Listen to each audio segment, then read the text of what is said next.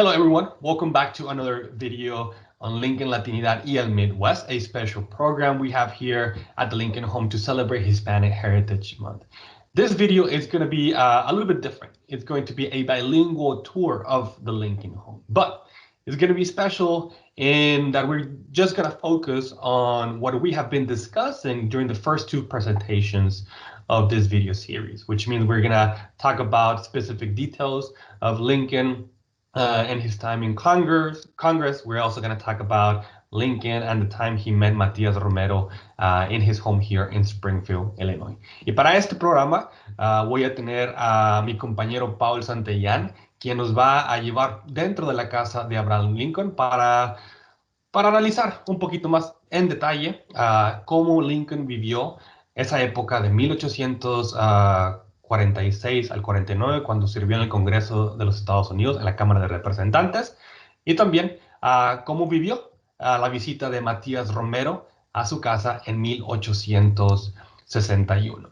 Así que vamos a conectarnos con Ranger Paul, que está dentro de la casa de Abraham Lincoln. Hey, Paul, how's it going? Doing great, Ranger Jorge. How are you? Doing just fine. Hey, where are you at? I'm upstairs inside the Lincoln bedroom here inside Lincoln Home, looking around, seeing some fantastic items that really tie us home to Abraham Lincoln. You know, he kept his bedroom very formal, kept it looking nice, kept it looking fancy, and this is what we see today when folks come up here for tours. Great. I see that actually I think you are in the perfect location to begin talking about Abraham Lincoln in Congress, because I noticed right there's a photo of Henry Clay, and I believe he was a really influential figure in Lincoln's life, right? You got that 100% correct. You know, when people come up here and they see these pictures, you know, who's Daniel Webster over here? Who's Henry Clay? And Henry Clay's not somebody who just pops up in the history books. You know, you have to be pretty much in deep with Abraham Lincoln and your knowledge of Abraham Lincoln. And remember that he was first a Whig. He was part of the Whig Party. And pretty much the father of that Whig Party was Henry Clay. He was a very big influence for Abraham Lincoln and definitely inspired him as he went to Congress and inspired him in some of his ideals that he had. Yeah, because when Lincoln, we have to remember that even though Lincoln was elected to go to Congress in 1846, it took him a while to actually go to Washington, D.C. But along the way, Lincoln decided to spend a few days in Mary Todd Lincoln's house, in Mary Todd Lincoln's town, Lexington, Kentucky. And I believe that's where he met for the first time Henry Clay. Yeah, you're 100% correct. When Abraham Lincoln won that congressional seat and he was getting ready to go to Washington, D.C., naturally, they stopped over in Lexington, Kentucky to visit Mary's family, stop over there for a little bit. But also, that was the home base of Henry Clay. And just as luck would have it, Henry Clay was doing a speech, you know, in front of everybody about his views, his ideals. And it was very liberal in that sense of being almost anti-war. One of the hot topics, of course, was the Mexican-American War that was taking place, what had started back, you know, a year before Abraham Lincoln even got to Washington, D.C. to serve a congressional seat. So Abraham Lincoln went to see him speak and pretty much got inspired with some of the ideals that he would take with him to Washington. Primer video de esta serie discutimos la época donde Abraham Lincoln fue elegido en la Cámara de Representantes. Pero antes de llegar a la Cámara de Representantes, el tema que se discutía en muchos de los periódicos de esa época era la guerra entre México y Estados Unidos. Una vez que Abraham Lincoln llegó a Lexington, Kentucky, y vio por primera vez a Henry Clay dar un discurso, ahí fue donde Abraham Lincoln, como dijo Paul, fue donde empezó a cambiar su ideología acerca de la guerra entre México y Estados Unidos. Siguió el ejemplo de Henry Clay, que era un opositor a ese conflicto, que para esta época, en 1847, prácticamente la guerra ya estaba a mediados o casi a punto de terminar. Hey, Paul, so, I mean, you know, Abraham Lincoln went to Congress in 1847, and, I mean, his first speech was to talk about against the Mexican War, right? Mm-hmm. Yeah, that was one of the views that the Whig Party had. And speaking against the Mexican-American War was almost your first anti-war movement, which at that time was almost unheard of. But it wasn't new ground that they were doing. They weren't the only ones standing up against this unconstitutional war, as Abraham Lincoln would call it. You know, you had certain people such as Henry David Thoreau, who was standing up against it.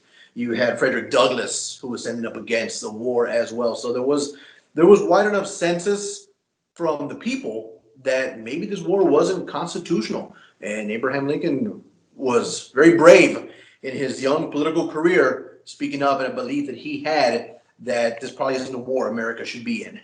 Muchas de las personas opositoras a ese conflicto los veían como traidores. Inclusive Abraham Lincoln lo comparaban como un traidor antiamericano. Fue comparado con Benedict Arnold. Y a pesar de eso, Abraham Lincoln se dio su primer discurso, que era prácticamente preguntarle al Congreso cuál fue cuál fue el lugar exacto donde se derramó, como dijo el presidente Polk en esa época, sangre americana en territorio americano. So Abraham Lincoln, when he gave his speech, the infamous spot resolution speech, show me the spot where American blood was spilled. And all of a sudden you have all these nicknames for him. You have this guy who was standing up against the war, almost seemed anti-American. We're going to give him a nickname in the newspaper. What's a good nickname for him? Well, he kept on asking for the spot. Show me the spot, President Polk. Well, then his nickname became Spotty Lincoln. And then because he was standing up against that Mexican-American war, almost siding with the Mexican side, they decided to Spanish it up a little bit and give him another nickname of Ranchero, Spotty. And it created a bit of a dark cloud for Abraham Lincoln. There's a reason why he came back from his first term there in Congress and pretty much retired from politics for the next few years. Él regresó a su casa ahí en Springfield, Illinois, y como Pau nos contó, Abraham Lincoln como que se retiró un poquito de la política, un poquito decepcionado por su experiencia. Sin embargo, años después regresaría a la política. Y como nos damos cuenta, como nos dice la historia, Abraham Lincoln sería nominado años después para correr como presidente, como el candidato bajo el Partido Republicano. Podemos decir que el momento o el camino para la Casa Blanca comenzó en la casa que está aquí en Springfield, Illinois. Right, Paul? I mean, I imagine, this home has a special meaning for Abraham Lincoln. He experienced so many things, but one big choice he made in that house is when he actually accepted the nomination to run for president. And it happened right here. Yeah, it happened right here inside this house, So why don't you guys come and join me? We're going to head downstairs and we're going to get to the room where he got that great news. Bueno, como vemos, nos encontramos se puede decir como una sala de recepción. Aquí en esta área era donde Abraham Lincoln y Mary Todd Lincoln recibían a sus invitados. En este espacio tuvieron varias fiestas que a lo largo le sirvieron mucho a Abraham Lincoln para conocer a muchas personas que luego, cuando recibió su nominación para correr como presidente, eran sus mejores aliados. Y en esta área de atrás, también se convirtió en su estudio. Recordemos que la casa, Abraham Lincoln la compró en 1844 y era una casa mucho más pequeña de lo que ahorita pueden ver. Esta área de atrás que estamos viendo se agregó ya para 1856 y para esta época ahora ya Abraham Lincoln tenía un espacio para él mismo donde él se podía sentar, estudiar y leer y prepararse para los discursos que daría después en 1858, por ejemplo, cuando corrió por el Senado contra Stephen Douglas. Y también fue en esta área donde recibió a esa delegación de republicanos que venían desde Chicago a ofrecerle a Abraham Lincoln la nominación para correr para presidente en 1860. And Paul right now is going to show us where that action happened. Yeah, just as you mentioned, the 27 delegates came down from Chicago. That's a lot of people to come down here and give Abraham Lincoln wonderful news about winning the nomination from the Republican Party to take him all the way to the White House. After all these years, remember, just like we just talked about, He gets back from that first term in Congress defeated, black cloud over him. He's labeled in the newspapers as Ranchero Spotty, you know, as Ranchero Lincoln, and all these different nicknames that got to him. But then finally, his dreams are coming to fruition. He opens up his door, 27 delegates come in, they come inside this room here, and all he has to do is say yes to that nomination. But he didn't say yes right away. It took him a few days, didn't it, Jorge? Es una pregunta muy pesada, que Abraham Lincoln para esta época ya había perdido 2 carreras en el Senado y tuvo una experiencia muy buena en el Congreso, en la Cámara de Representantes, años antes. Así que yo me imagino que tomó su tiempo, platicó con su esposa, Mary Todd Lincoln, con amigos, probablemente en este espacio, pero al final de cuentas, como nos cuenta Ranger Paul, al final de cuentas, Abraham Lincoln dijo sí, acepto la nominación. Y como sabemos, meses después, en 1861, ganó la presidencia, o en 1860 ganó la presidencia de los Estados Unidos. But right after he received, or he won the presidency, there were still a few days, right, Paul, that he was still living here in Springfield before he moved to the White House. And that's when he received a special visit that we discussed. For those of you that have been following this new series, Lincoln, Latinidad y Midwest, we discussed with Dr. Hogan, and that's when he received a special visit from a Mexican ambassador, right, Paul? Correct, yeah.